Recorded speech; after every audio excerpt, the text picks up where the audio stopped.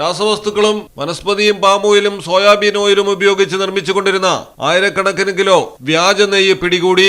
അൻമോൾ രത്തൻ കൗ ഗീ എന്ന പേരിലാണ് വലിയ കമ്പനിയിൽ ചെറിയ കവറുകളിൽ തുടങ്ങി വലിയ പാട്ടകളിൽ വരെ നിറയെ നെയ്യ് പായ്ക്ക് ചെയ്ത് വിൽപ്പനയ്ക്കായി തയ്യാറാക്കിക്കൊണ്ടിരുന്നത്.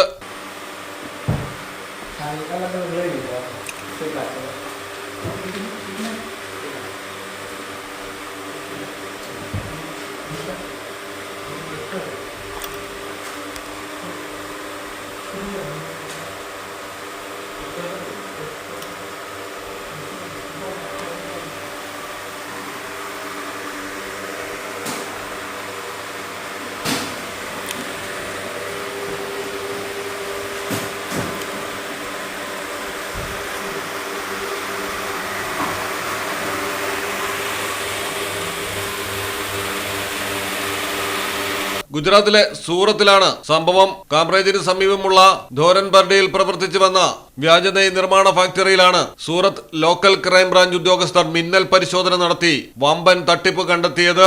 രഹസ്യവിവരത്തിന്റെ അടിസ്ഥാനത്തിലായിരുന്നു നടപടി.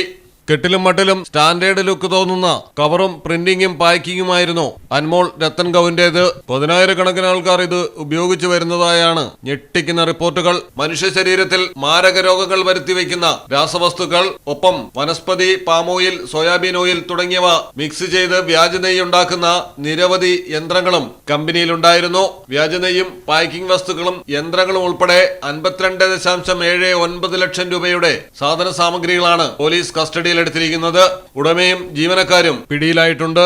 ഇവ ഏതൊക്കെ സംസ്ഥാനങ്ങളിലേക്ക് കയറ്റി അയച്ചു എന്നുള്ള അന്വേഷണവും പോലീസ് ആരംഭിച്ചു.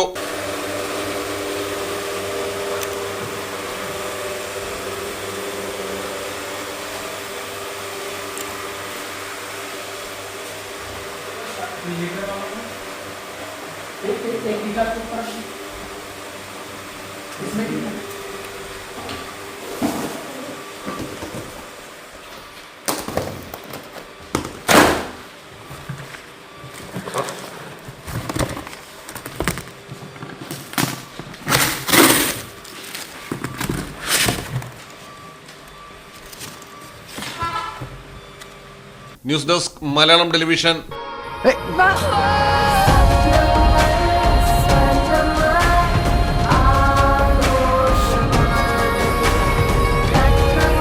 സ്വർണം അത് അണിയുന്നവരെ കുറിച്ചാണ്, അവരുടെ സ്വപ്നങ്ങളെ കുറിച്ചാണ്.